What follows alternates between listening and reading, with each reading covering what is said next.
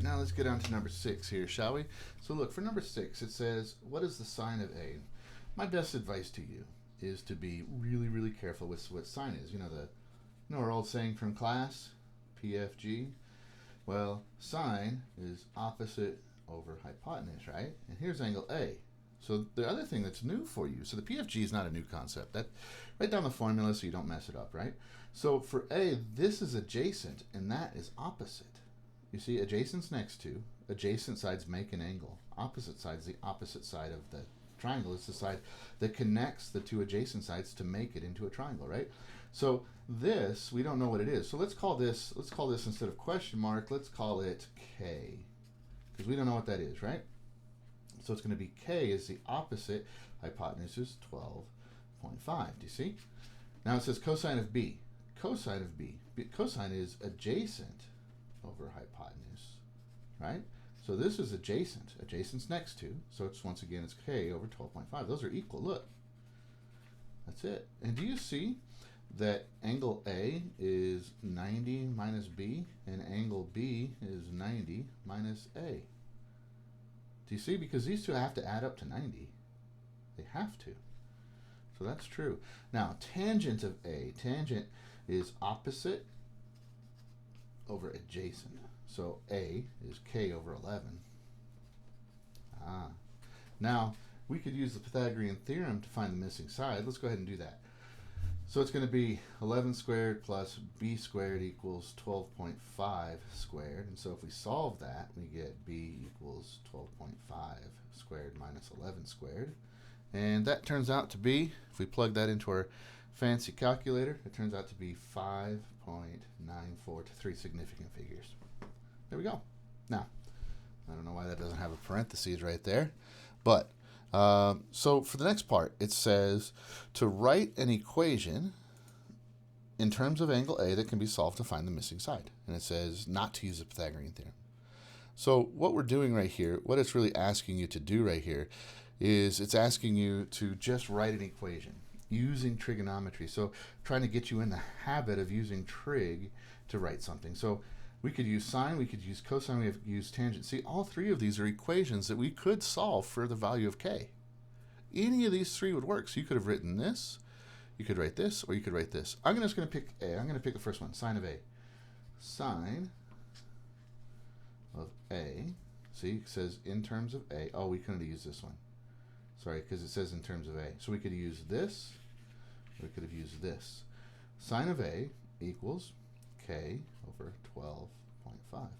My biggest problem in math is probably my biggest problem in life. I go way too fast with things. I need to slow down. So we could solve that. I don't know what angle A is, but I can use it to solve this. So if I wanted to, do you see you would just multiply both sides by 12.5? So you would really get 12.5 times the sine of A equals K. And it's solved. See? Done. Boom. All right. Now, it says, oh, I fixed this. I don't know if, I hope I sent you the fixed copy. It says 90 minus theta here. I hope you guys got the fixed copy. I printed off an old copy here. So, it says, if sine of an angle is 3/5, what is cosine of 90 minus that? We've been kind of talking about that throughout this video. Do you guys see? Sine and cosine of its complement. So the sine of an angle is equal to the cosine of that angle's, this is not really math, complement. Complementary angles add up to 90 degrees. So it's going to be 3/5. Yeah. Okay, last one. If you know the sides of a triangle, how can trig be used to find the value of an angle? So let's say it's a right triangle, right? Because it could be any triangle, but let's say we know the sides. Let's say it's a 3, 4, 5. How could you use that to find this angle? And how could you use it to find this angle? Well, check this out. Do you see that the sine of this is opposite over adjacent? Right? Well, this is a function. the name of the function is sine. The input is the angle. The output is the ratio. So if you had an inverse function, do you remember inverse functions flip the input and the output?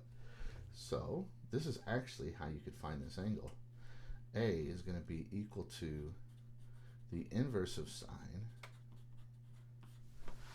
of 3/5. It's called arc sine, the inverse.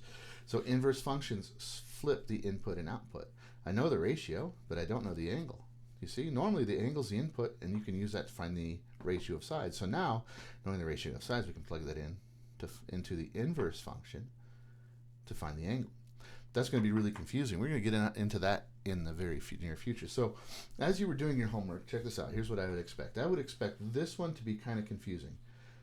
I designed this question to make you think and to stretch your understanding a little bit, and to introduce something that's going to be a big deal in trigonometry. Okay, so this isn't a question this is not a question that was testing your knowledge. Okay, it's not. This was a stretch and an intro to something new. So if you didn't get this one right, that's no big deal. I'm not really concerned about that. If you got a copy of this before I fixed it, this might be confusing, but we went over it and we're good there. I would expect you could have gotten this one right. I would expect you got number 5 right. And this one you may have had trouble because you didn't have the proper equipment there at home with the protractors and everything. Anyway, send me an email with your score, any questions you might have. We will be meeting, if you're in my class watching this today, we will be getting together here a little bit later today where we can kind of talk about how it went, what questions you have. Anyway, let me know how you did. Let me know what questions you had. We'll get through this. Super important. This is the very basics. And really my number one goal was that you understand what sine, cosine, and tangent are, how sine, cosine, and tangent are defined. Have a good day.